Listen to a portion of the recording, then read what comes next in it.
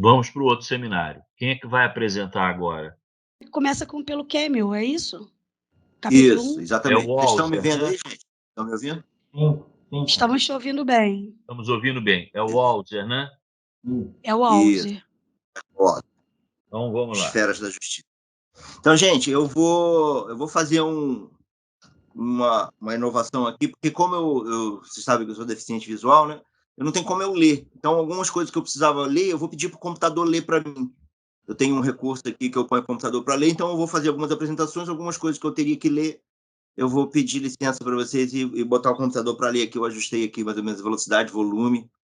Bora ver se eu consigo passar a ideia aqui.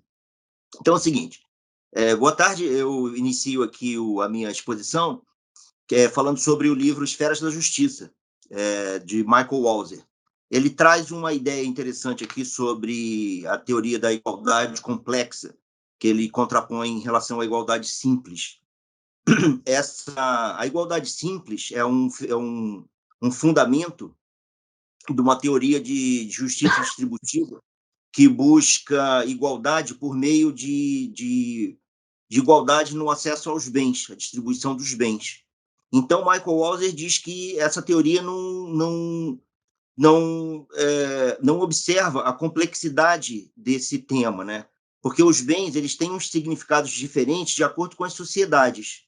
Tem bens que têm um valor maior ou menor numa sociedade, no outro maior ou menor, e ele então passa a fazer uma exposição dessa ideia, como seria essa igualdade complexa. Ele diz que a igualdade complexa tem dois componentes, né? Um componente que é uma teoria dos bens, distribuição dos bens, e aí tem 6 preceitos, que esses preceitos em seguida eu vou pôr o computador para ler aqui rapidinho, para a gente entender esses conceitos, esses preceitos quais são. E um outro componente é a dinâmica de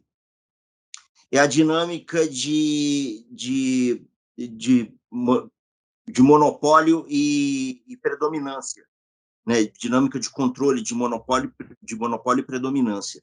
E há uma predominância quando um detentor de um bem, por ter esse bem, ele controla outros bens. E o monopólio é quando uma pessoa ou um grupo de pessoas, no caso um oligopólio, né, controla essa predominância, né? Então, no caso falando sobre essa teoria dos bens, da distribuição dos bens, ele tem 6 preceitos aqui, que eu vou pôr aqui para ler. Asterisco assim, o Alger constrói. Os do mundo compartilham significa asterisco assim, o Alger constrói uma. Aqui, eu vou diminuir um pouquinho a velocidade, botar aqui no nível. Velocidade 90, velocidade 70. Em 70, aumentar um pouquinho o volume. E aqui eu vou falar, então, sobre esses preceitos de uma teoria dos bens, né? Quais seriam esses preceitos? São 6. E primeiro, que todos os bens são sociais, como já colocado. Sempre acontece alguma coisa. Espera aí que a caixinha deu aqui. Acho que Bluetooth mode.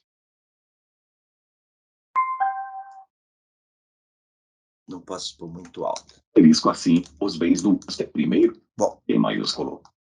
Vamos embora ver aqui. Vocês estão ouvindo aí, então, né? Fala Sim. alguma coisa. Sim, Kênio, tá bom. Sim. Estamos ouvindo. Então, ó, esses são os preceitos. Primeiro, que todos os bens são sociais, como já colocado. Sua valoração é feita por critérios nascidos no seio da sociedade e pode variar de uma comunidade para outra. Segundo, que a relação com bens sociais compõe a própria identidade dos seres humanos. Walzer cita William James neste ponto, que afirma que é muito difícil traçar o limite entre o que sou e o que é meu. Não é possível, ou é inútil, separar o indivíduo dos bens sociais, e aqui é necessário compreendê-los amplamente, como um arcabouço de bens físicos e não físicos, como tradição, honra e posição social, além do próprio capital, pois eles mesmos integram a compreensão do indivíduo sobre quem é, e é impossível imaginar um ser humano que não os possua ou seja por eles afetado. Terceiro, e este preceito é a derivação do primeiro, que não existe um conjunto de bens sociais fundamentais em todos os mundos morais e materiais, ou, se houvesse, teria que ser tão abstratamente definido que perderia qualquer utilidade. Quarto, que a distribuição dos bens está atrelada ao significado que eles têm como bens sociais. Este preceito está no coração da crítica de Walzer à igualdade simples e ao que dá, na concepção do autor, a igualdade complexa sua capacidade de lidar com as relações sociais. De maneira semelhante, as palavras prostituição e suborno, assim como simonia, definem a compra e a venda de bens que, dadas certas interpretações de seu significado, jamais deveriam ser vendidos ou comprados. Ou seja, a igualdade complexa leva em conta elementos valorativos dos bens sociais que afetam, de fato, a sua movimentação. Quinto, que os significados sociais têm um fundo histórico e, por isso, podem mudar ao longo do tempo. Aqui, o autor deixa em aberto a questão sobre estruturas normativas reiteradas que cumpririam o requerimento de motivos relevantes de Bernard Williams e pareceriam vincular-se a significados essenciais, não sociais, afirmando que alguns exemplos suscitam investigação empírica, mas que não existe método meramente intuitivo ou especulativo para apoderar-se de motivos relevantes. Sexto, que deve haver uma autonomia relativa entre diferentes esferas de bens sociais. Assim, os critérios que regem a distribuição de um bem social em sua esfera específica serão distintos dos critérios de outro bem em outra esfera. Walser ilustra este preceito analisando os campos da religião e do mercado. O dinheiro é inadequado na esfera dos ofícios eclesiásticos. É intrusão de outra esfera. E a devoção não deve implicar nenhuma vantagem no mercado, tal como o mercado é comumente entendido. Tudo que se pode vender com justiça deve ser vendido aos devotos e também aos profanos, hereges e pecadores, senão ninguém faria negócios. Bom, esses são os 6 preceitos dessa teoria dos bens, que é um dos componentes da igualdade complexa, segundo Walser. O outro componente é essa dinâmica de controle de monopólio e predominância.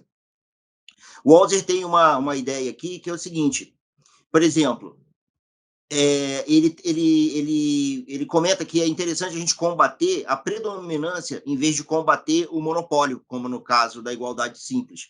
Por quê? Se você combater a predominância, você controla o monopólio e evita que uma esfera interfira em outra.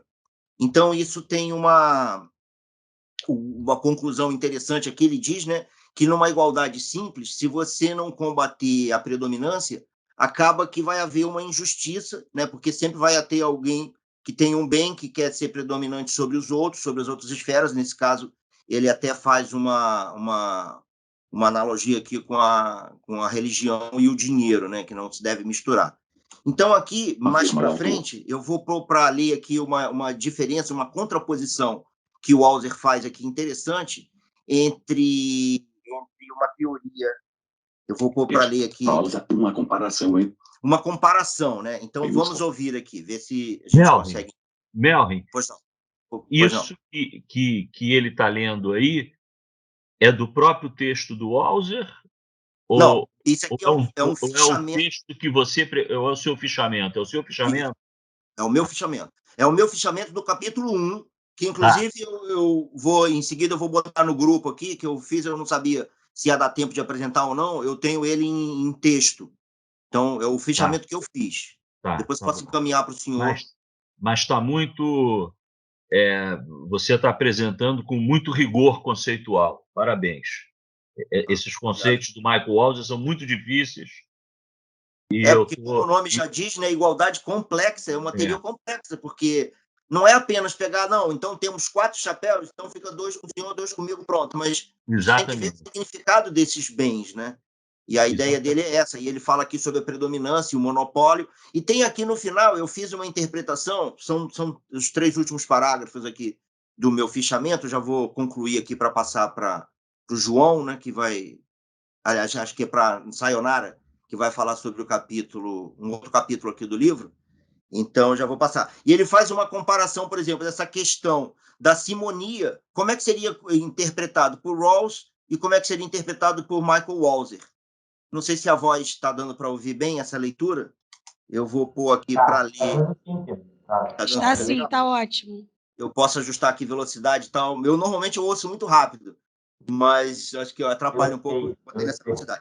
Vamos ouvir aqui os 3 últimos parágrafos, que eu faço uma comparação aqui dessa ideia da simonia, segundo Rawls e segundo Michael Walser. Então vamos ouvir. A comparação. A comparação entre Walser e Rawls pode ajudar a clarear a teoria do primeiro sobre a igualdade complexa. Utilizando ainda o exemplo da simonia, pode-se afirmar que a prática seria condenada tanto sob a visão rawlsiana quanto a de Walser.